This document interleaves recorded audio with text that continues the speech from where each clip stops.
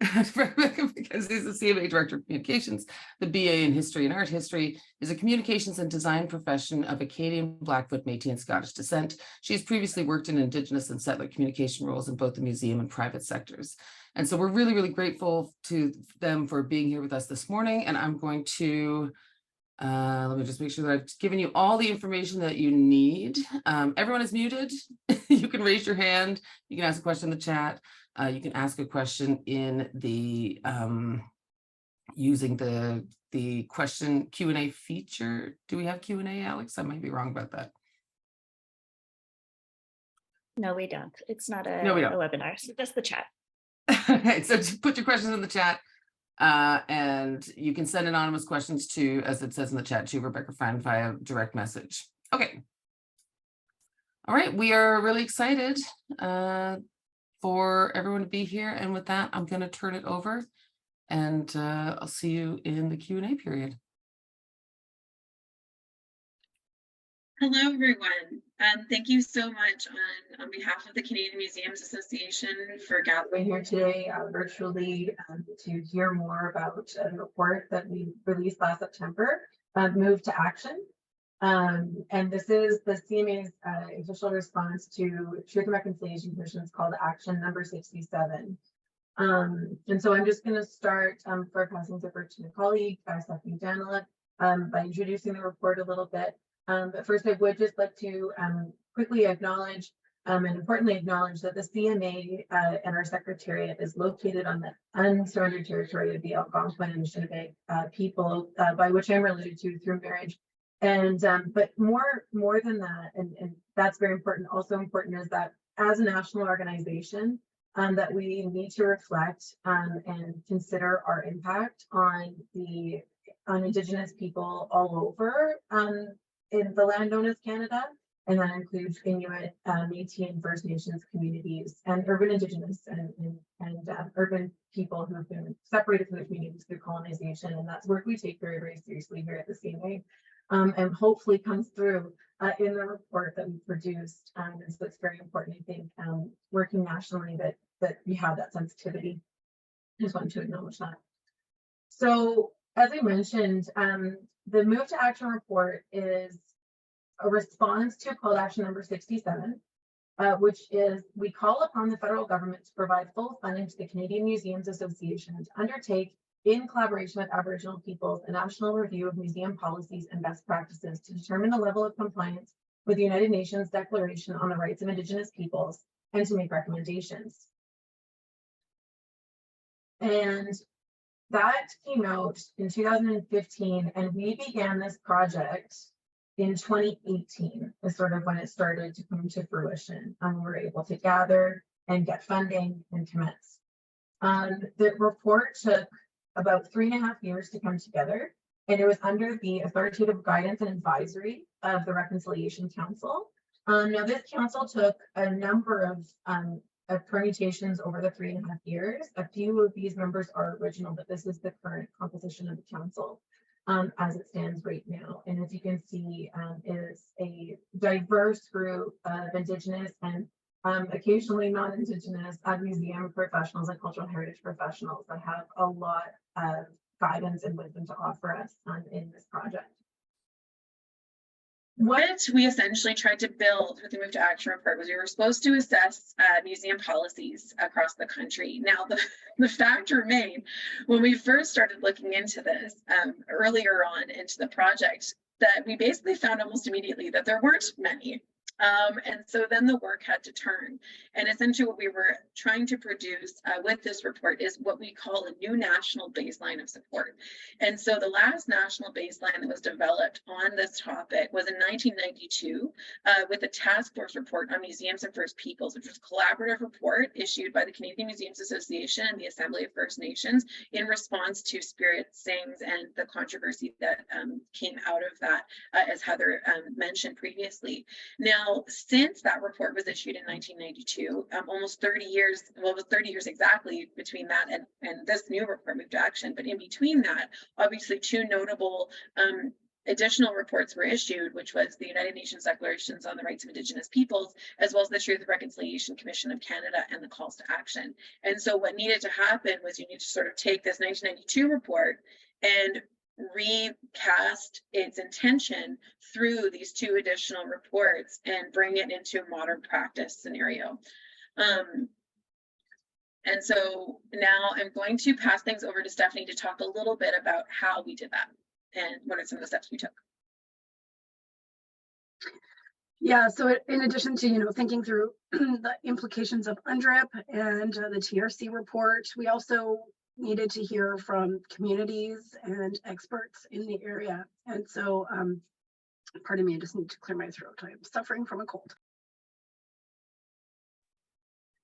And so what the CMA did was held a variety of listening circles and roundtables coast to coast, some with Indigenous communities only, some in conjunction with museums and their Indigenous partners, to hear from folks on the ground and in community about what their concerns, interactions, and recommendations are for museums. In light of the lack of policy, etc., like Rebecca just explained. So there's a number of those that you can look to our CMA website to see the graphic recordings of those, and I'll talk a little bit about that in a second. And then we also conducted interviews with experts, Indigenous experts mostly, and in the heritage sector, to really drill down a little bit into what we were hearing from community. And then we solicited written submissions from the museum community, and also conducted a fairly large survey that was completed in 2018. And then we kind of looked at those survey results, identified what we called promising institutions, about 70 or 80 of those, and then developed what we called KPIs, so key performance indicators, on UNDRIP, and assessed the museums based on these key performance indicators. And all that really exciting stuff, if you're a wonk like me, is found in the methodology section of the report, and you can take a look at the specifics there. We list out a lot of the research outcomes in there.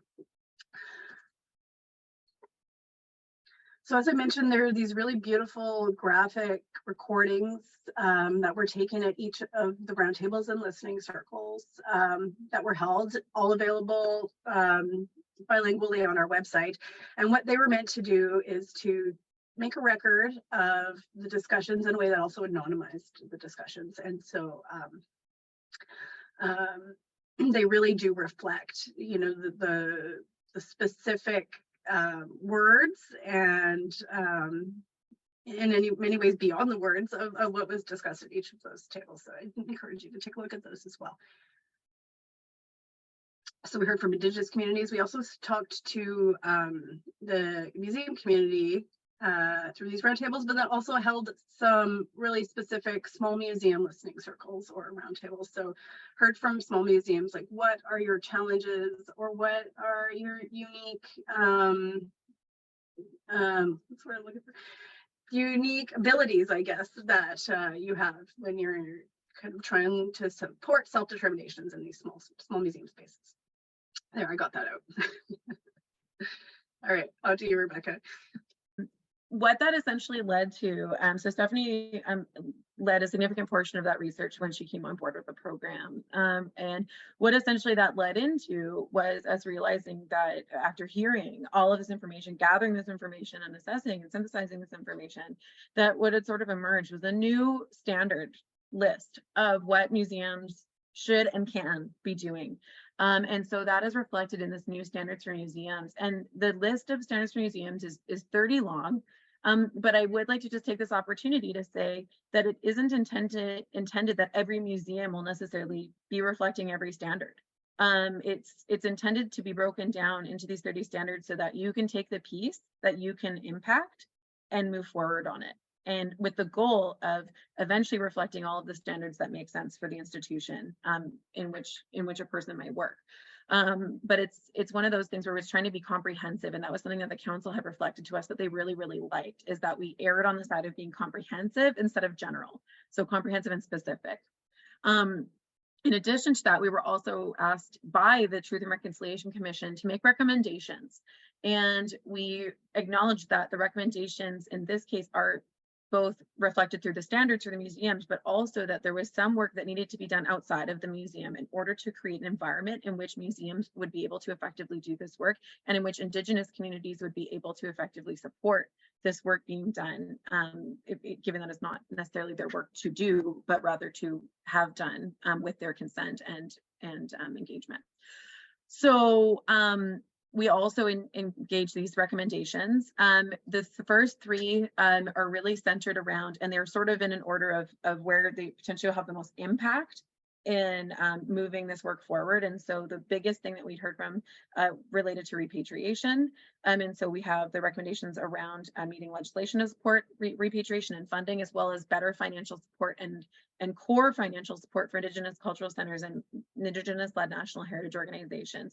This is definitely a significant roadblock, both for us and the work that we did, as well as within museums. When Indigenous communities aren't well funded to engage in this work, it is almost impossible to have them be able to meaningfully work with you on a project, because they just won't have the capacity.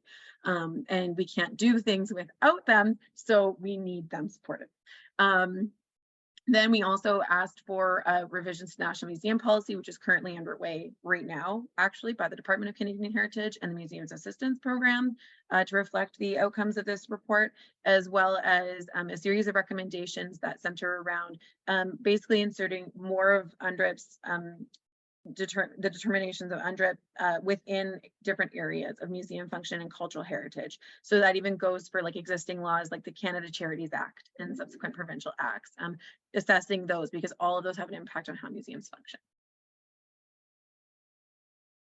Oh, and then I had bigger slides on this, which cool. So that essentially is also reflected in the report sections, which Stephanie is going to speak to, start speaking to in a more specific way.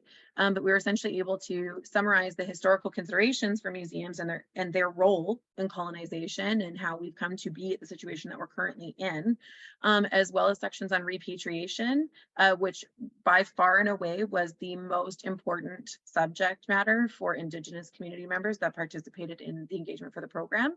Then we moved to engagement and partnership, which was definitely the top of mind for the non-Indigenous community members that participated in and provided context for the program. And we also wanted to talk about governance and operations, with the intention being that no matter what you do as it relates to museums, that one of these sections will likely engage you and the work that you're doing, because it is really going to take the work of everyone who works in and is affected by museums to engage the UNDRIP and make sure that it's flowed through all of our practices. So I'm going to speak a bit to the first few sections. Actually, Rebecca, do you mind just going forward one slide? I think I put these in, not quite, nope, one more. So we begin the report by setting out this historical context. We called it historical considerations, and this really was a recommendation of the council. They really wanted to see this grounded in historical context, not only to reflect the kind of genocidal policies and practices of the colonial powers over time, but also to reflect the impact of the professionalization of the museum sector on Indigenous heritage, and then also to show the rise of Indigenous museology in spite of all of this.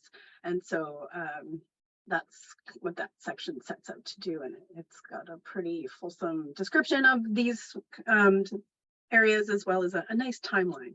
So linking all to these areas of the report. So as Rebecca mentioned, repatriation was, oh, sorry, I want to go back to, thanks. You got it, I read my mind.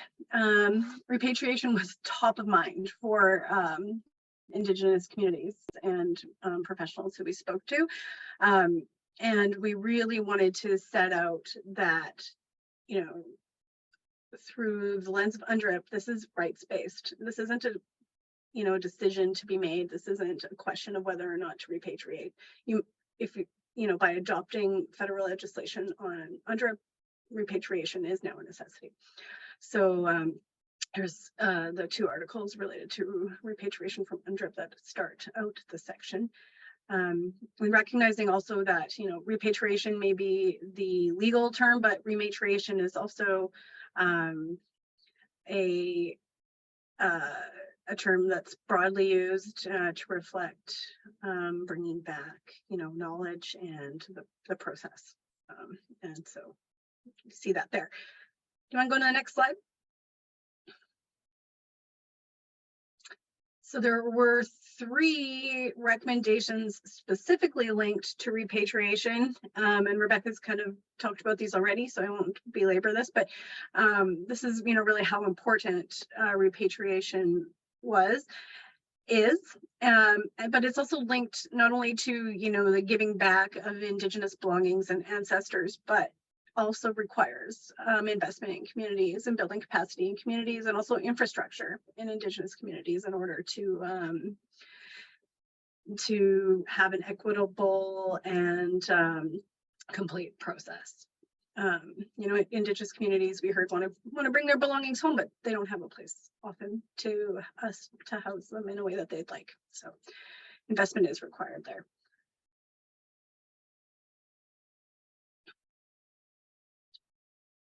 We heard a lot about the dismantling of Indigenous knowledge through, the removal of not just belongings, but also, recordings of traditional knowledge, that kind of thing, in ways that these have been dissected out and kind of parsed throughout the GLAM sector. And so one of our recommendations, one of the standards, is that the GLAM sector work together in order to bring back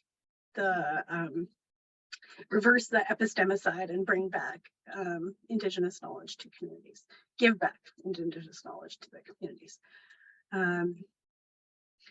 Jessie Loya really said it when she said, how heartbreaking it is to think about why Indigenous communities today are struggling to articulate their Indigenous knowledge and having them, in so many different areas that you have to go search for them, and why is the onus on communities to do this? So putting that onus back on museums, which brings me to the next slide, and something, one of my favorite quotes in the report, which is that repatriation is not reconciliation, but it's the job of museums. And so we really want to reframe this, narrative. Like I said, it's a rights-based. These are, you're returning the belongings to the rights holders.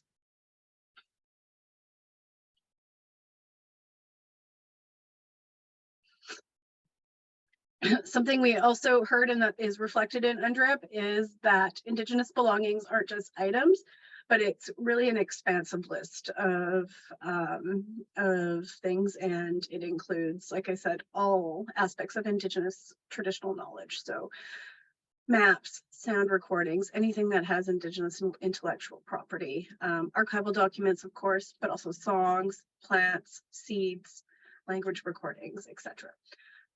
So we need a really expansive description and a definition of what's to be considered for repatriation. Something that the council also highlighted is this concept of duress. And so, for many institutions who reflect this in their policies or practices, they consider the period of duress to be, say, from the implementation of the Indian Act up until 1950, when some of the more substantial Indian Act changes were made. And what we heard is that the period of duress really starts with colonization, with contact, and continues for a lot of communities to today. And so when you're thinking through the ethical responsibilities to repatriate belongings and ancestors to communities, and you're thinking about duress as this ethical reason behind it, that you need to think about, this long period of time when you're considering this, but also there's a second layer here in that aligning with UNDRIP, this really does become rights-based and connected to the idea of free, prior, and conformed. Oh my gosh, I'm sorry. Free, prior, and informed consent. And I think in many cases that was not given. And so there's another impetus there to repatriate.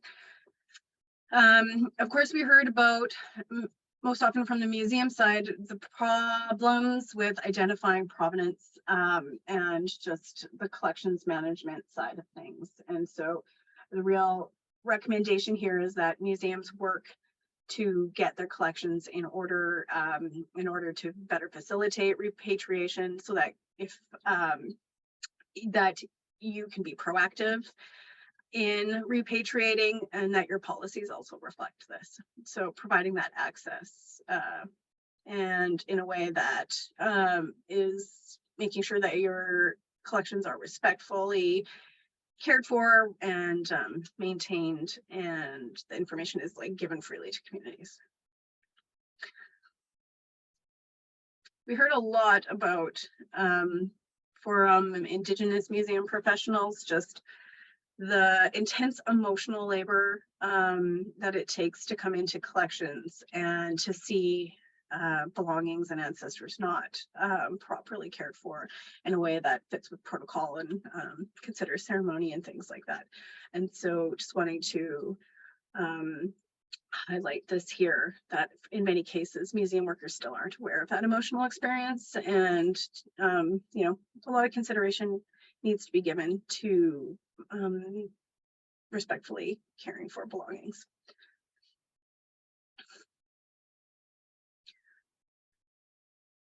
Finally, this one of the major kind of next steps for the CMA is supporting Indigenous-led national framework on repatriation. And actually, since we've released the report, we've heard a bit more reflection on what this means. And in our recommendations, we say it's strong legislation. But since then, we've heard, this could look quite different. It could be a policy framework, but a federally led policy framework. No matter what, it needs to come with resources and money to communities and capacity building in communities. So right now, the issue is that each museum has their own policy and they're vastly different, and the approach is vastly different. So if a community is looking to get some of their belongings back, they have to connect to each individual museum, find out what it is, what their individual process is, that kind of thing. So by establishing a federal framework, this will establish a national baseline that I said comes with resources, investment in communities, and ensures a more equitable approach, because right now things are really happening ad hoc, even at the federal level. But it's not being approached in an ethical manner. Let's just say that. Okay, I think that's it for me for repatriation, I feel like. Now on to engagement. So as Rebecca said, where repatriation was #1 for Indigenous communities, engagement was front of mind for non-Indigenous museums working with, or seeking to work with communities, or already working with communities. What can they do? How can they do this better? Why is what they're doing sometimes not working? Heard that a lot. And so I think the thing to really remember here is both of these UNDRIP articles, but I'll particularly highlight 35 right now, which is that Indigenous people have the right to determine the responsibilities of individuals to their communities. So for thinking of this as the underpinnings of engagement and partnership, what does that mean? And how does that change the current consultation approach? Just checking my notes here. Yes, so, not museum driven in any way, and not driven by museums, projects and programs, etc., but seeking, community guidance first. You want to go to the next slide, I think. And this is something I actually really had to unlearn myself, is this engagement framework. I came from more of an academic background, I guess. And as I was working in an Indigenous community, saw many ways that framework was quite extractive. It's really based still in a resource sector approach, and it needs to be moving beyond consultation, checking a box, and towards this long-term partnership building. So, you know, I think one of the things we heard in our engagements is that the amount of times that communities get cold calls in the summertime to set up a TP camp, for example, is still quite shocking. And so I'm not saying anyone here is doing that, but that was a surprise, I think, to us to even hear the except that these one-off requests are being made. And so how can we reapproach this in a way that's Indigenous led and community responsive, that really deprioritizes institutional timelines and invests back into communities and offers the right of refusal?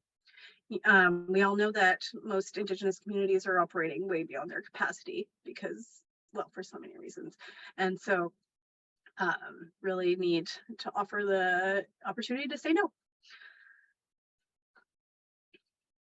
Here's a wonderful quote from Heather that talks about non-extractive partnerships, and it really hits the nail on the head. So that, you know, investment in community collaboration needs to happen, formulating recommendations directly with communities, and leaving capacity behind in communities. So the connections need to become institution to nation, you know, and you'll see that reflected in UNDRIP as well.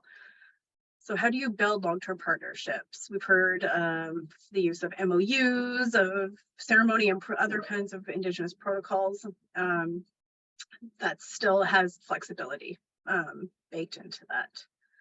So beyond the one-time request and going beyond the museum walls. So going outside of museums, going to communities, thinking first again, what they're doing and what they need, and helping in that way. A great quote about thinking about the museum not as a permanent space, but a temporary camp within a traditional territory from our Yukon Roundtable, and Mary Jane Johnson gave us that.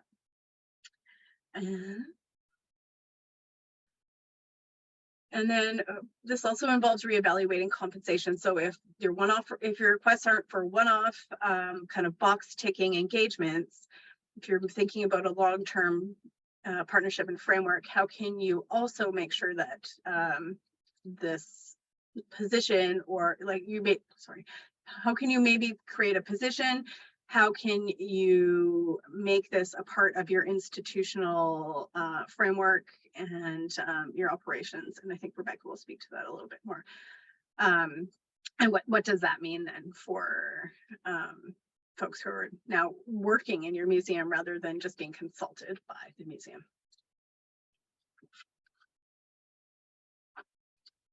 And this is the final slide, and then I'll turn it over to Rebecca to speak to the final two sections of the report. But this is really kind of summarizing what we heard. So centering and supporting the needs and interests of Indigenous communities is key. And this comes with the proper resources and an assessment of the long-term capacity and ability of the institution to do so. So making sure that those resources are there multi-year before really making requests. And, you know, doing so with ceremony and following the proper protocols if that's if that's the wish of the nation that you are working with, and just making sure that it's an ongoing reciprocal relationship, and that reciprocity is hard, you know, and it takes time, and that's what we heard the most, is the time is important, that investment in time. Okay, on to you, Rebecca. Great. Okay, yeah, so as Sonia mentioned, I'm going to be covering the governance and operations sections, which are inextricably linked together, but generally kind of carried out by slightly different people within an organization. And so that's why we sort of have them as separate entities within the report. So when it comes to governance, we reference most expressly under article number 31.1, which is about essentially sharing authority. And it says Indigenous peoples have the right to maintain, control, protect, and develop their cultural heritage, traditional knowledge, and traditional cultural expressions, as well as the manifestations of their sciences, technologies, and cultures, including human and genetic resources, seeds, and all of the things that Stephanie was mentioning in terms of having this expansive definition of belongings. They also have the right to maintain, control, protect, and develop their intellectual property over such cultural heritage, traditional knowledge, and traditional cultural expressions. And it's that last sentence that I think is extremely important when we're discussing governance, because it essentially states that not only should they be controlling the belongings themselves, but then also what happens to those belongings. And it all kind of comes part and parcel, it comes together. It's a group. And you can't separate it. And so some of the important facts that come around this when we were doing the KPI research in our 2019 survey as part of developing this report is that approximately, and these were in non-Indigenous museums that were being assessed here. So that's who's speaking to these things. So 5% of respondents shared instances where staff efforts on decolonizing were hindered by the museum board of directors. And that was just part of this survey, but also we heard within our sessions, particularly the small museum sessions, that this is an ongoing and much more widespread concern. So where we are seeing a lot of blockages in terms of doing better work when it comes to engaging in the articles of UNDRIP in museum space, it is sometimes and often coming from that governance level, either lack of understanding, lack of support being demonstrated, and often a mixture of all of them. So it's very important to get the board on board, so to speak. 73% of museums showcase Indigenous programming, but only 10 have mandated or operationalized Indigenous initiatives. And this doesn't necessarily 100% mean that there's something extractive going on, but it's often a pretty good indicator that if you haven't operationalized your relationship where the relationship between the community that you work with and the institution is strong and part of many facets of your institution's operation, but yet you're doing Indigenous programming, how is that fitting? How is that supporting the community, leaving resources within the community? How is that supporting the community within your space and to the community and to the broader non-Indigenous community that you might be serving in terms of your audience? So just something to watch for. And then 10% of institutions publicly indicated that these operations were guided by Indigenous advisory bodies or the presence of Indigenous board directors. So that's another area of concern, is that means 90% potentially aren't having Indigenous people participate in an advisory way or an authoritative way. And that's something that needs to change. And so the term that we kind of transferred over, borrowed to kind of illustrate this in a way that we felt non-Indigenous museum professionals could relate to was authoritative guidance, which is something that we borrowed from accounting principles. And essentially what that means is it means that those who are providing authoritative guidance on a project have final control over the processes and outcomes for any policy or project over which they are presiding. Often, we see this in museum spaces through the role of the executive director as an example. So they often have some of the final say, the buck stops there. So we want to see Indigenous community members and advisory bodies having that final say, that control, even when inconvenient, even when a problem, even when it creates other problems. We need to respect that authoritative guidance of that group, and we need to be following their lead, so to speak, when it comes to matters of their cultural sovereignty and self-determination. So part of this also means that we need to start undoing systemic barriers within the institution.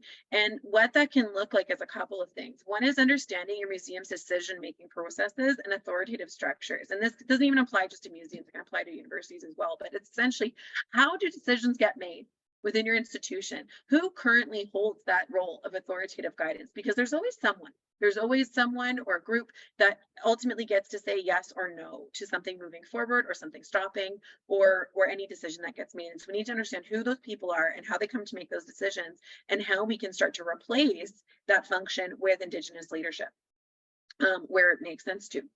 Then we need to put methods in place through bylaws, internal policies that center that Indigenous authority. So it's not just doing this even off book or by doing a lot of back, like something I've seen a lot is you're constantly trying to have like that meeting before the meeting. You have to go and talk to that person before you have this in place. You need to put all your pieces together. How can we reduce that additional labor that we put on ourselves to make space within our institutions by creating that space directly within our bylaws and internal policies, so that it's no longer a question of having to gain someone's support. It's a matter of it currently exists this way, and we have to do it this way because our policies say so. And then this all leads to responding and dismantling these systemic barriers within our institutions. So where we do have Indigenous professionals working with the institution, what is blocking them from having authority? Just because someone is not, first of all, why is there not an Indigenous person in a director position or in a position of leadership within an institution? But then even in situations where that doesn't necessarily exist, maybe a smaller institution, what's stopping that Indigenous staff person or that Indigenous community member from having an authoritative role over things that relate to their community or to indigeneity? So I think it's important to remove those systemic barriers, think a little bit more flat, and think of leadership not as a position of authoritativeness, but of facilitation. And that's really important. So we see a couple of great quotes. So working down instead of being at the bottom, working up is important. We need to see leaders take this on and to acknowledge their own limitations in doing this work. And then how does your museum benefit from systemic racism? Because sometimes it can be really, really easy to take all the wonderful parts of reconciliation, those parts where you get those big press wins, you make those beautiful exhibitions, but then you're benefiting from systemic racism when it's easy to sort of cast someone aside because they've been labeled as difficult to work with, even though they might be speaking some very real truth about more internal processes that are causing harm. And it's the work of individuals together. And so this really requires everyone's participation from every role at every level. I cannot say this straightforwardly, but it is everyone's job. We are all treaty people, is a term I've heard, and that's not technically true because some Indigenous communities haven't signed treaty, but it's the same sentiment, which is that we all need to take a role. And so no matter what role you have, how can you use your voice, how can you use your actions to support the implementation of UNDRIP and support Indigenous self-determination and sovereignty within your work? And hold each other up. So for Indigenous people in the audience, including me, how can we hold each other up? How can we support each other in engaging this work, especially when it becomes harmful? And all levels of museums hierarchy need to be empowered. When I'm talking about museums specifically, security guards, food services people, we all need to work on these things. No one left behind, right? We all need to be empowered to work on these things and to move forward. And strengthen your peer networks and hold each other accountable. So for Indigenous professionals, it looks like holding each other up, boosting each other, and lifting each other. And then for non-Indigenous peer networks and mixed ones, it's holding each other to accountability.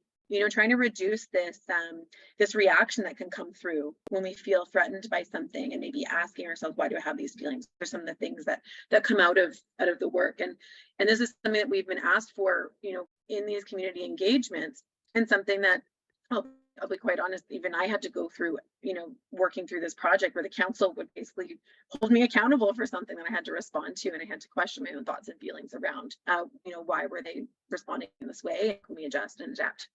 So it's part of a museum advisory committee. So we see this quote from Museum de Mestresh. As part of a museum advisory committee, I can share my knowledge from my home territory. So it's important, this idea of making space for knowledge to be shared.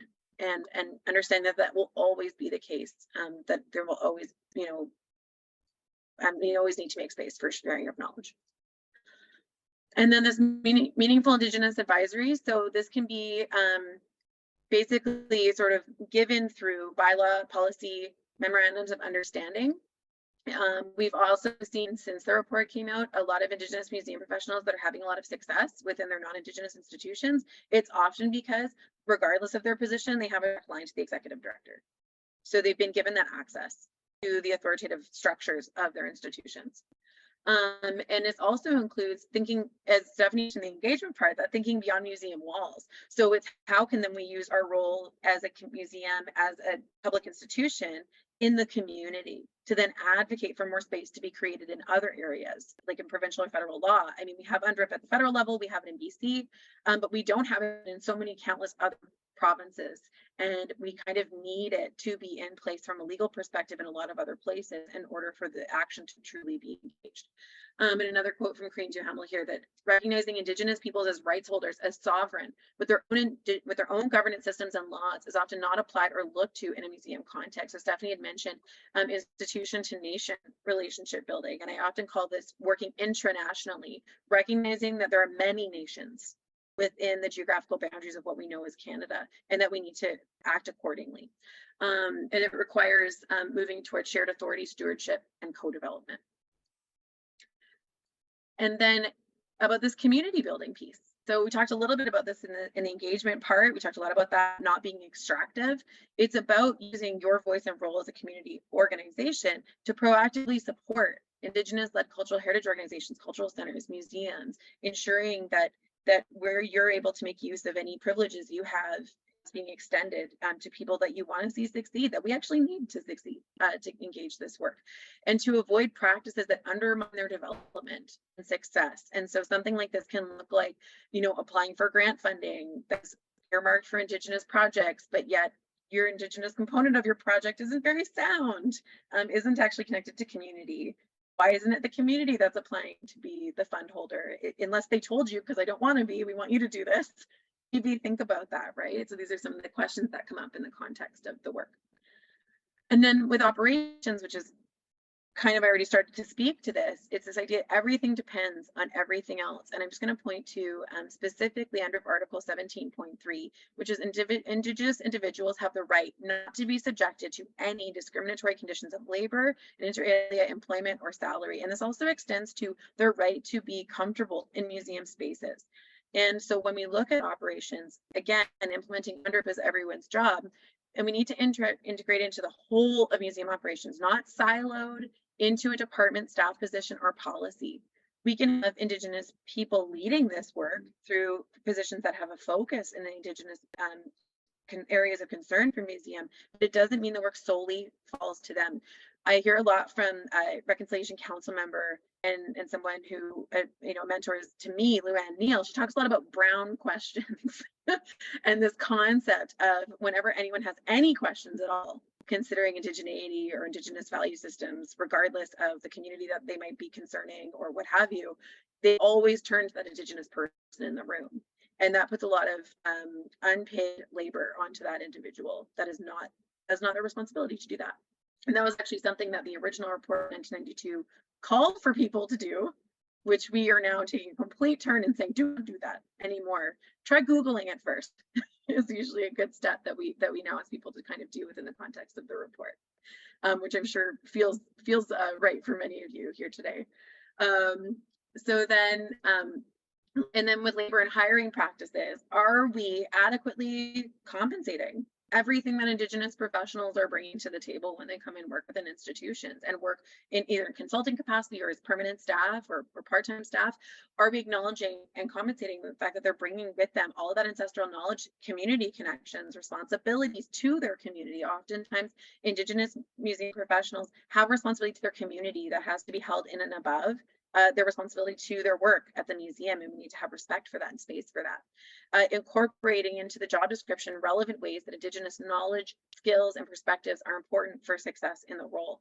And even beyond that, for non-Indigenous people, do we have UNDRIP in everybody's job description? Do we require that to be an area of knowledge that people hold when they come into any job, no matter what it is? And I would encourage people to do that. And to say museums need to hire more Indigenous peoples, not necessarily people with BAs, MAs, or PhDs. Those are important skills, but also people with the cultural knowledge. And sometimes those people are one and the same, and sometimes they are not. And we need to have a lot more value for cultural knowledge, potentially over academic credentials. And so then when we move to creating museums as welcoming spaces, so this is when we don't necessarily have Indigenous people. We're not talking about people who are currently hired or employed by the institution, but also Indigenous people that come to engage in your museum space and with your collection, and so community members. And museums have a duty to provide Indigenous visitors with spaces that are not only free from discrimination, but also brave and ethical. So when you're tackling Indigenous content, are you tackling in a way that considers the fact that Indigenous community members might be part of that experience? Do you have culturally safe spaces? Do you have spaces where they can go to process and be supported? You know, are we creating an environment where we, you know, security guards are ready to engage if there's potentially like other visitors who are saying, you know, discriminatory or racist things in presence of Indigenous people, and how are we tackling those things, you know, at all levels. And that museum spaces should center community needs and be inclusive of children, youth, and elders. And this is something that goes far, far beyond even just, you know, relationship building with Indigenous communities. These are really good principles for all museums to engage in. Bring the whole community through the door. Senator Patricia Bobie, who's been a big ally for the museum sector, you know, is really known for saying that families don't go to schools together, they go to museums together. And so we bring that that in here as well. And do we have space for ceremony? So are Indigenous people able to snudge in museum spaces? And often cases, no, or not, without very weird fire policies. We've got some random guy standing at the back with like a bucket. Yeah, really looking at those policies around how can we better incorporate ceremony into our spaces. And we also want to see authentic representation. So I don't know if there's anyone here who comes from a comms or marketing space like me, but this is something that is very, very important to reflect, not just within the exhibits, which I think we give a lot of time and attention, but also in the marketing and the other representations of museum operations. So nothing about us without us, this phrase that we see time and time again. Without consent, any use of Indigenous intellectual property is counter to UNDRIP and should not be used or presented. Consider funding, revenue sharing, and community impact as well. So how are we utilizing the funds that we generate from Indigenous-led activities, or from activities that are utilizing Indigenous resources and belongings? Are we making, you know, are we clarifying like how we can potentially share that fund? Are we creating impact for the community? Are we putting resources into the community? And also, when we're promoting these things, do we have the consent of the community? Are we promoting the community in a good way? Something I see often is imagery that just gets pulled by some marketing person and used completely out of context to promote an institution or institutional endeavor. That's not good. We don't want to be doing that. We want to be contextualizing our images, and we want to be having consent from our images, and not just of the photographer, but of the community, of the individuals who are present in those images. And so making a plan for that. And, you know, going to the Burnaby Village Roundtable, everyone needs to see themselves when they come into a museum. And it's important that we really take that responsibility, not just to create more representation within spaces, but also authentic representation. You know, I can speak to a time working within the Museum of Anthropology, giving tours to students. We're having a lot of Indigenous young people come in and engage with their culture in that space. And what we need to have is authentic representation of that culture, so that we aren't giving, you know, Indigenous youth the wrong impression of their culture and how we value it, but then also for non-Indigenous people to come in and see that authentic representation that is community-led, and how Indigenous youth see themselves. Representation is very important. And so to kind of finish off this part, we're running a couple minutes over time, just to point to a few resources and next steps. So we do have move to action toolkits available on our site for anyone who's kind of doing work in this space. There's many toolkits that we're developing. We're about to release a couple more within the next month and a half or so. So keep an eye open for those. And Stephanie, I'm just going to leave you to speak a little bit to the next steps in terms of what we're engaging in for the recommendations. Yes, I already spoke to the repatriation framework, and so that's something that we're moving forward in the next while. And then we're also looking into supporting recommendation number 9, this National Professional Development Strategy, and as part of that, including some course curriculum material that's based on the Move to Action report and the resources. And so maybe just wanted to kind of put that out there, and maybe seeking input, etc., in the future from folks like you. So yeah, thanks.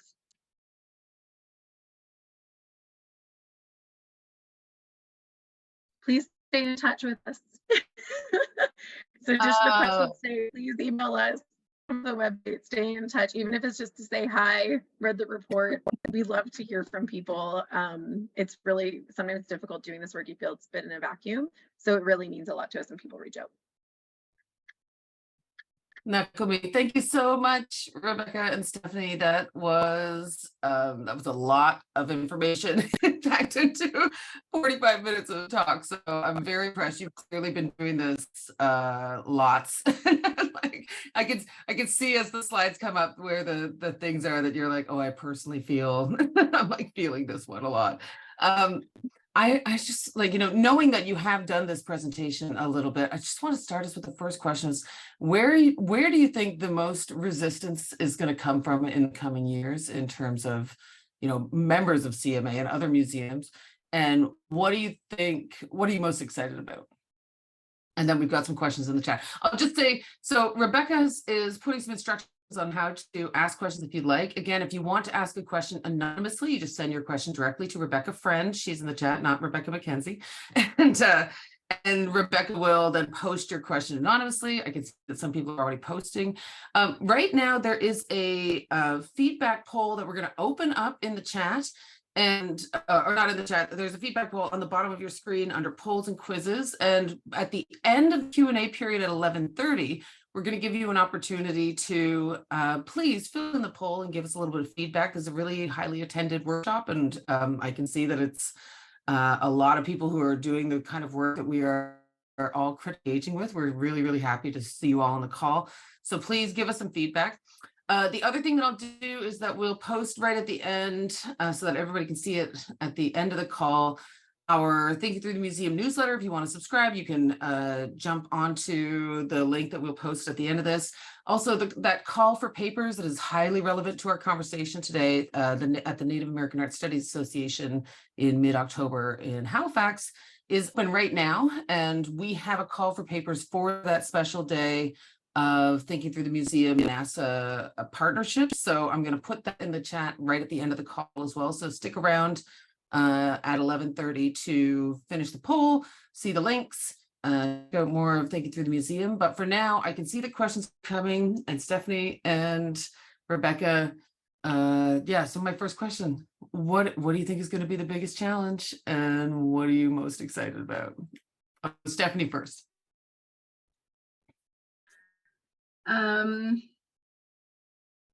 Well, we had a Hill Day last week, and I'm speaking specifically to the repatriation aspect of things. And we had an opportunity to speak with a variety of MPs, and I think the biggest challenge is going to be the quantification that happens when you start to talk about this work. And we saw it reflected actually in the media coverage of the report release as well. And everybody starts, the first question people jump to is cost.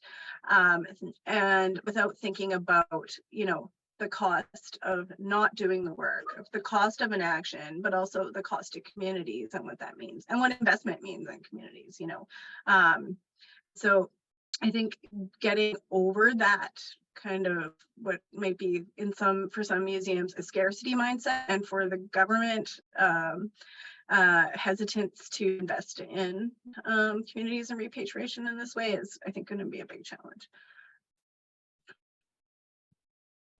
I think if I had to speak to a challenge, I really agree with Stephanie. That's a very succinct representation of a challenge. I think another challenge that exists and is just more deal within public relations and this communications end of it, but I think it's also going to be like the sort of perceived political will of the Canadian public that continues to be a challenge and also an opportunity. Following the grave recoveries in Kamloops, we saw a complete change in tone towards support for the kind of work that's being engaged and reflected in the report. And honestly, within our own institution and with our own membership, I see a lot of people more able to speak out and feel like they're going to be supported. And so I think it's not to take that for granted. I think to continue to be loud and verbal and as loud as people can be about their support for this work, because there's also very, very loud people who are speaking against this kind of work. And I don't think that they form the majority But I do think that when we're talking about politics and political will, we need to ensure that the voice in support of self-determination in UNDRIP is louder. Because that is something, and actually I see a question in the chat that kind of speaks to that a little bit. So maybe we'll get to there for Trina. Yeah, I'm gonna go ahead and invite Trina to ask her own question. I think I click out to unmute. Hi, Trina. Hi, great presentation. Thank you so much. So the question I wanted to ask, and I'm just sort of looking through the methodology quickly, was how Article 8.2 and 15.2 of UNDRIP was evaluated. So how you determined whether museums do or do not have any responsibility with respect to these two articles of the UNDRIP, and just I put in the chat, Article 8.2 speaks to the obligations of states to prevent and redress a list of items that collectively one could describe as forms of cultural genocide, and 15.2 states obligations to combat prejudice and intolerance. Was there any consideration to develop a recommendation for museums to develop policies to enact those obligations? Yeah, so I want to be, I'm going to kind of answer this in pieces. So the first piece I want to talk about is in terms of the context of the report, we do recognize a few times that all of UNDRIP does apply, and we tried to pick out the articles of UNDRIP that are the most relevant for museum function. Parts of, and what you're kind of referencing here, definitely I think you're tying a very good link between, and thank you for such a thoughtful and like specific question. It's really nice to get that kind of like in-depth questioning, and we don't often get it. What I would say is I think it comes out in parts of our report that we do at museums, especially when I talked right now about events, welcoming spaces within museums, that museums need to be representative of these kind of, and using their voice to proactively speak in support of these things. I think in addition to that though, why we maybe didn't get as far as you might be sort of referencing on this is because museums also, it needs to be said, have work to do. And something that I don't think would make sense in a lot of ways is for museums to take a leadership role or any type of proactive role in setting up these kinds of policies before they've had this opportunity to connect with the communities. They need to be like lifting Indigenous community voices. And to this point, museums are still, a lot of them anyway, very harmful environments for a lot of Indigenous people. And so there's a lot of work that needs to be done before I think they would be able to effectively contribute to those articles in a way that would be meaningful and actually supportive and not just sort of box checky. But that being said, I do really appreciate you sort of highlighting that. I think that's a really good question to ask. And we ask ourselves those questions in museums a lot with climate change too. You know, like what is the role of the museum when it comes to raising awareness around certain issues or taking a strong stance on something. Another report you could look to is the Reconsidering Museums report that was drafted by the Alberta Museum Association, but actually a collaborative effort of all of the museums associations in Canada. And that speaks quite a lot more specifically to museums as activist spaces. I hate to use that word, but it's museums as spaces that essentially are supposed to take a strong leadership position when it comes to matters of equity and justice, speaking out against genocide and things like that. So I could definitely also recommend that report to you, but definitely something I think to consider as we move through this process. Activism as in doing what you're supposed to do. Exactly. Yeah. Yeah. That's the new definition of activism that we would like to promote here today. I'm gonna combine two questions in the chat that are sort of both around funding. One is asking where the funding for this particular project came from, and another asking about funding for the needs for infrastructure and maintenance around Indigenous archaeology repositories, like just the fact that institutions need funding in order to care for these things. And you know, last week I was at a Canadian Public Arts funders and like institutional funders conference in Ottawa, And there was a lot of anxiety around where the funding to do the decolonial work that needs to be done is going to come from. And one of the questions that one of the moderators posed to the crowd was, if your budget doubled tomorrow, where would you put your priorities? And I hate that question because our budgets are not doubling. You know, like it's going to have to come out of existing budgets. We're going to have to reprioritize and or redistribute funds. So what I'm sure you've had lots of questions around where does the money come from? And I'd love to hear you speak a little bit around funding for institutions to protect culture and to do all the community engagement work, you know, the things that get cut first, basically. How do we avoid them from being the first on the chopping block? I can speak to that. I think most specifically just to get, I think because one of the questions directly asked, how do we get our funding from? And our funding for this project came from the federal government, as was asked for in the call to action number 67. Since then, we've applied for phase 2 funding through the Museums Assistance Program to continue the work that we're doing, but that is only being funded at 50%. The remaining 50% of that is going to be coming from other sources, including CMA membership dues. So that kind of to be really transparent about how we fund the work that we do here at the CMA. We also try to be good about working in partnership and making sure that the outcomes of it have a knock-on effect or like a multiplicity effect.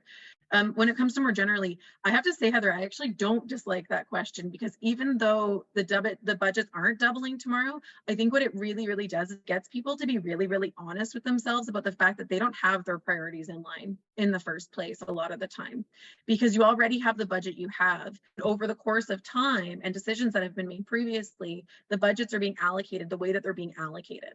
And if you were to start over with a budget, is the way that you allocate the budget currently something you would do if you could come completely fresh to something without that sort of baggage of institutional, we've always done it this way, or this is how we think we need to do it. So I think that's really important to say. I'd say one of the ways that we can protect these things is to, as we say, put them into your governance structures. Make sure that they are a core priority for the organization and a top priority for the organization. And so, yeah, when things move into the chopping block, that this isn't the piece that gets considered first is really, really important.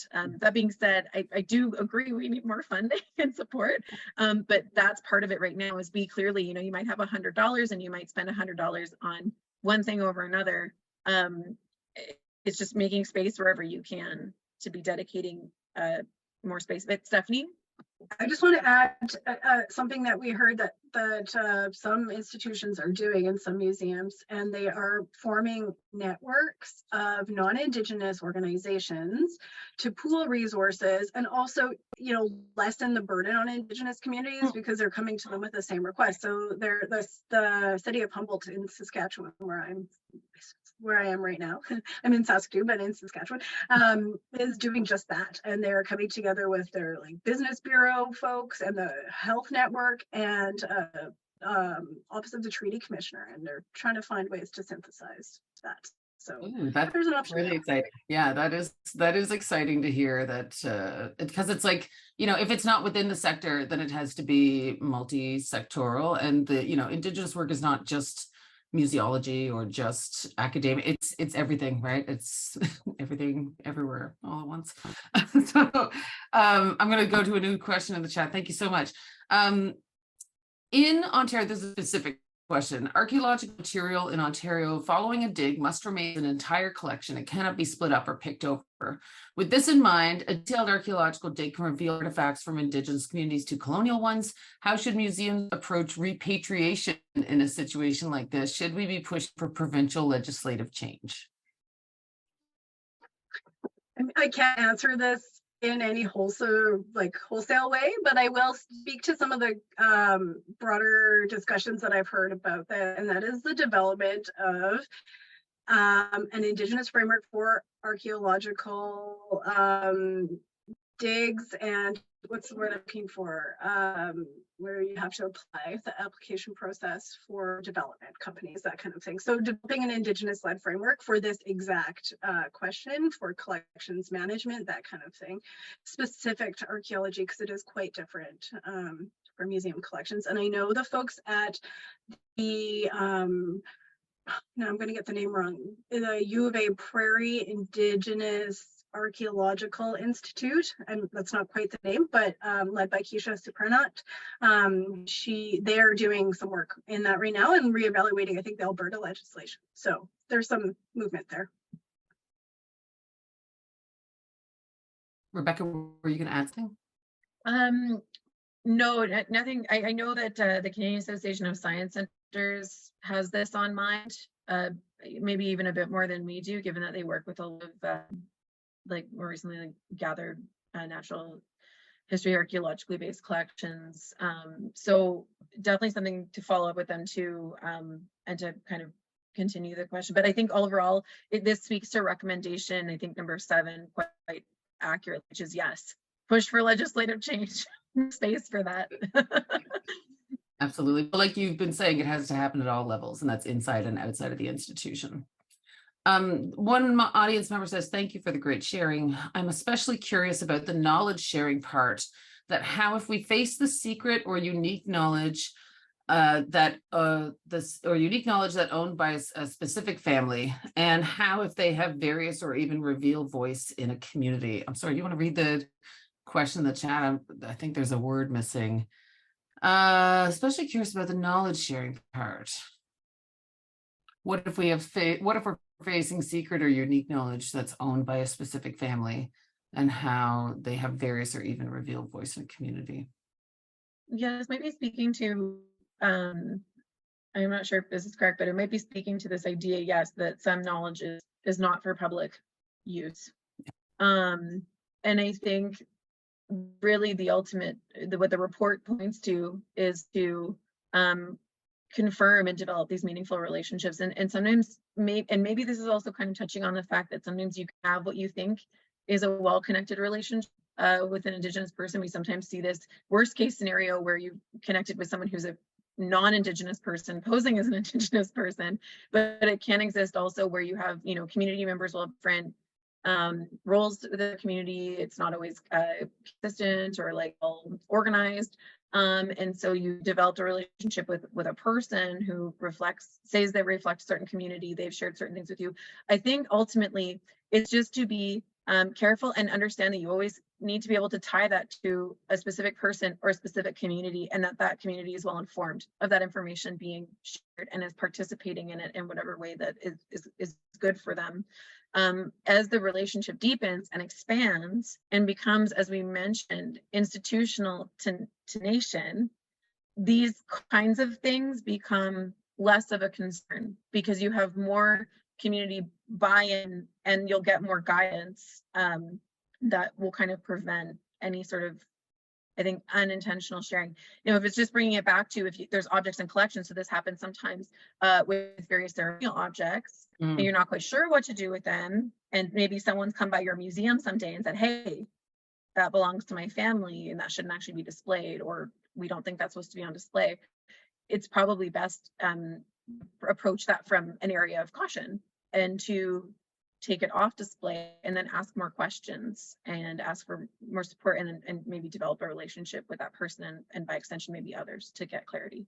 But I think Stephanie have better details or No, this just made me think of something that we pointed out to the Canadian Cultural Property Export Review Board. They asked us to come do a presentation on what we've heard about their specific legislative and policy approaches, and what really wanted to highlight that through their expert review process that they may be getting all the information about items and belongings because of the secret or sacred knowledge that isn't shared in certain contexts. And so just wanting to think through those protocols and just be aware of them is something that we were also thinking through.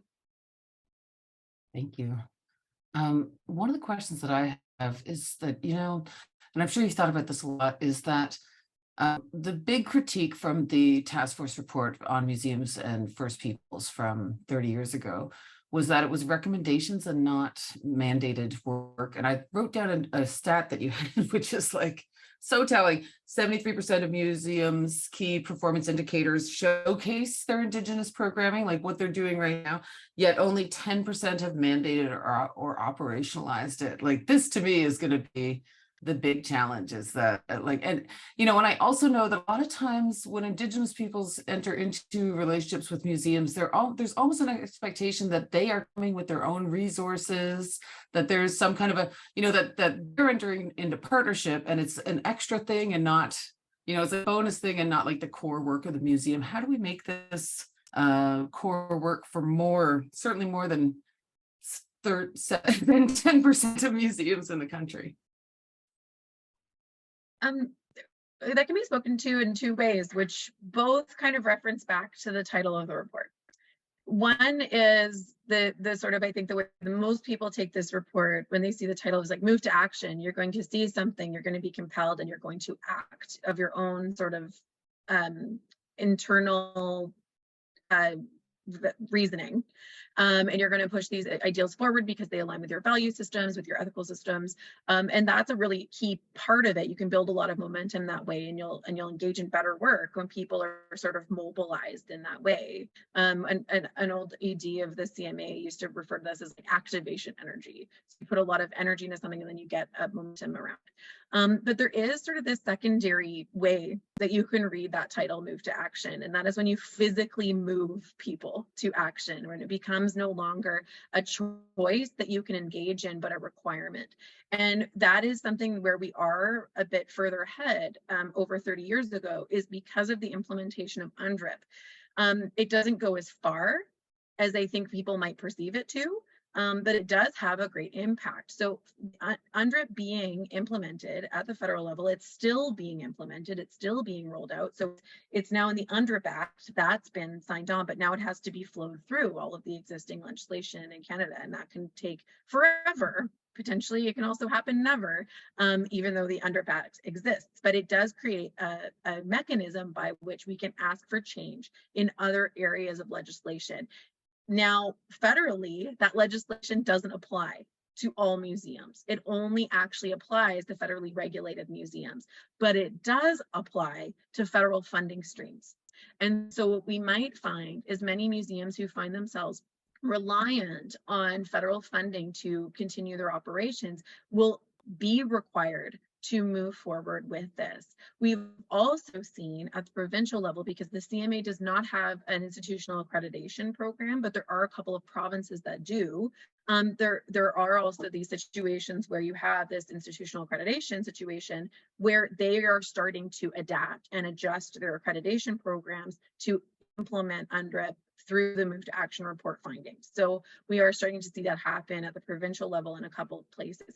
And so I think it's important to realize that right now, technically, yes, it is kind of a choice for many museums. However, as we change the standards on our own work and our own expectations of our own work, and also as these legislations come into place, this will be something that we are required to do more and more and more. And so it's better to be on the front end of that, to get comfortable with it and to get on top of it, than it is to sort of wait for it to catch up with you, I think.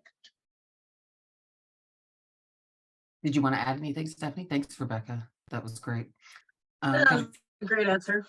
Like that's all of it. It's great. It's good to hear it coming, you know, and like UNDRIP is what is going to eventually make it a requirement. And so like I just I love that, like get on board, start doing the work now. There's a question from the audience, and you sort of alluded to it because you talked about how you're going into the next phase of funding from the Museums Assistance Program is a Canadian Heritage Program, of course. And so this ties into that, I think. What's next for CMA in this project? Like, what's the work to come? How are you planning on implementing it in your own operations so we can look forward to? Yes. So we've talked a little bit about the work ahead, pardon me. So some of that peer network development, additional resource support, as well as the repatriation work. But internal to the CMA, we are working with our Reconciliation Council to make them more of an authoritative guidance body in a way that, you know, isn't siloed to the Move to Action project, but is, you know, woven through all of the CMA. And so that's kind of what's next. And our new executive director, Janice Montour, is leading that. And it will be kind of looking at that soon. Rebecca, I'm losing my voice. I don't know if you want to. Yeah, I'll jump in. Oh my goodness. Yeah, so we are kind of taking our own advice, so to speak. So, you know, put up, move to action. It doesn't mean that CMA follows all of the things as laid out in move to action. We, like every non-Indigenous based organization, also have work to do. And I think for us, it's about really seeking the guidance from the council about and from the community. So we spend a lot of our time also still taking meetings, asking for meetings, trying to speak to whoever will speak to us, who has something to say about this, so that we can get a really good sense of all the pieces that are in play, everything that's going on, all of the work that people are doing in this space, and, you know, get a sense of where it is that the CMA would be best to participate in that. And I use the word participate very, very for a reason, not lead. This is not the CMA's work necessarily to continue to lead. And I would actually even say, in hindsight, looking back over the course of this project and having the project in hand at the outset, you know, the CMA made a lot of missteps in delivering this work, you know, over the course of the 3.5 years that we were working it through, because we aren't an Indigenous-led organization. There's a lot that wasn't known or that wasn't in play at the association throughout. And what I would say is, I think if some of the things that we've asked for in the recommendations already existed, if there were well-funded, well-supported, Indigenous-led, national level heritage organizations, they would have been much more poised to do this work. And I hope in the future that they will lead this work and that we will become a partner of theirs and a supporter of theirs. Because it really, I think, even with Indigenous leadership, you know, being with the institution, and Janice now being our executive director, we're still not an Indigenous-led organization, and it's important that we recognize that distinction. So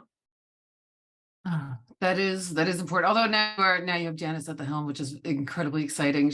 I met her when I was a master's student 20 years ago, and she was at the Woodland Cultural Center, and she's just incredibly impressive. There's a question here that is, I think, quite interesting. It's from Bradley Clements. Thanks for the work. How was the consideration of nation-to-nation treaties factored into the report's research? If so, what emerged from this? This is related to Article 37 of UNDRIP.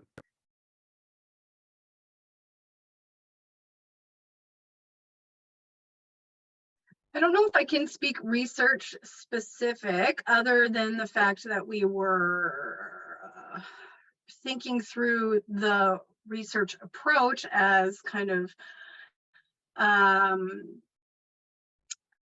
way that recognized and supported self-determination in communities. And, you know, we're trying to think of every aspect of this as rights holder based discussion linked to like Section 35, you know, inherent right to self-government, that kind of thing. I can't speak to any specific treaty like observations or but I think everything in there, by talking to self-determination and thinking of this beyond the scope of like diversity and inclusion, but like I said, like really linked to the rights-based framework that was present there. Yeah. Thank you. I think, Stephanie, we might need to have you mime your phone questions. I feel so bad about you being sick and taking this call. Thank you. As we're sort of getting close to the end, I have a question for you both. Just, you know, this is a Thinking Through the Museum hosted workshop today.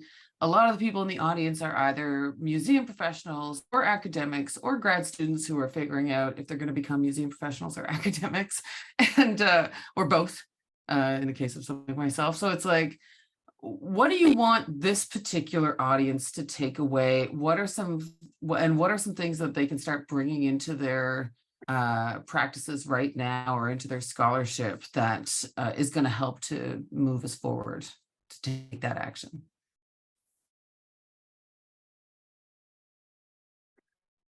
Oh, tough, because I think I'll go back to what I said at the beginning, which is take some time to really consider the report and then work through it in a way that feels right for you and where you're at this moment. You know, there was a lot of discussion around the Truth and Reconciliation Commission's calls to action, particularly in the last couple of years more succinctly. And I know a lot of my non-Indigenous friends have started to comb through those calls to action and repeatedly visit those calls to action, looking for a way that they can support one from an individual perspective. Now, we're fortunate as museum professionals, we have this additional layer of support through the Move to Action report. And so I would think as you're moving through the report, don't feel like you need to read it all at one time, or maybe only one time, you know, like read it a few times, different days, pick it up, you know, scan to a page online and read something new about it. And then whatever kind of resonating for you, and it's going to sound a little hippy dippy or whatever, but I would say whatever's kind of resonating for you, please act on that. And the more that you familiarize yourself with the words of the Indigenous people and communities that participated in this process that are featured all throughout, the more that those words will come to you when you need them, when you're engaging in your work. And so I think to, you know, find that standard that speaks to you and start to implement it, or to at least familiarize yourself so that it comes to you at the right timing. I really believe in that. And it's something that I feel really fortunate to have this whole report almost like memorized in my brain because it comes in handy. But I know Stephanie might have something different to say. Yeah, I mean, for me as a non-Indigenous person coming to this work, and coming through like kind of an academic setting, I think this John Hampton said when we talked to him for the purposes of the report, is that everyone needs to commit to humility in this work. And I think sometimes in our academic settings, that's not always a priority. And it's something that I definitely had to learn when I was working in a community. And I think it's a lesson that I pretty much learned every day, you know, confronted with my own internalized prejudices or just the world's systemic racism that I also internalized. And, you know, you think you get it, and then all of a sudden someone says something, you're like, no, I still don't understand. And so that humility is really important to center, I think, is what I would say. The last thing, thank you both. The last question that came in from Angela Thaler, who of course is one of the cluster coordinators for Thinking Through the Museum, and is an important question because I think it's about thinking through the museum. It's also all of our work is, what about the intersections of this work with other concerns of the CMA? Like what can you speak to how the CMA's work on UNDRIP, for example, intersects with other work that you're doing, such as Two-Spirit and LGBTQ inclusion? Yes, this question is very exciting. You were delighted. I am so excited to answer this question. Thank you so much for asking it.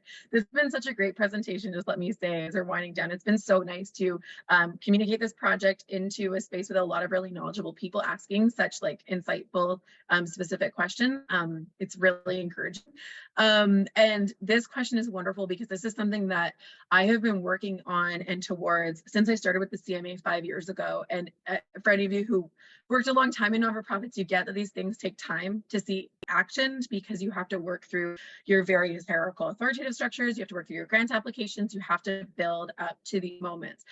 What is so wonderful about kind of hitting the next phase of the CMA's evolution and starting it with this report is that this report now gets to flow into everything else we do at the CMA, and it has to be considered as an integrated piece of how we do the rest of the work that we're going to be engaging in. And what is extremely exciting is that we have some very out-of-date ethics guidelines on our website that go back to 1999, and they are definitely in need of a refresh.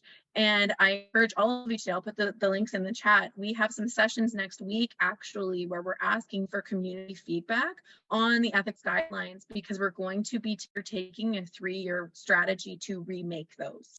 And so where it speaks to those intersectionalities, all of that stuff has to come through in this general discussion of ethics, all of the topics that we might engage in. And as a function of the outcomes of the Move to Action report, we have to consider that Indigenous self-determination and those perspectives within all of the considerations of the ethics, given our relationship and our responsibility to UNDRIP in that work.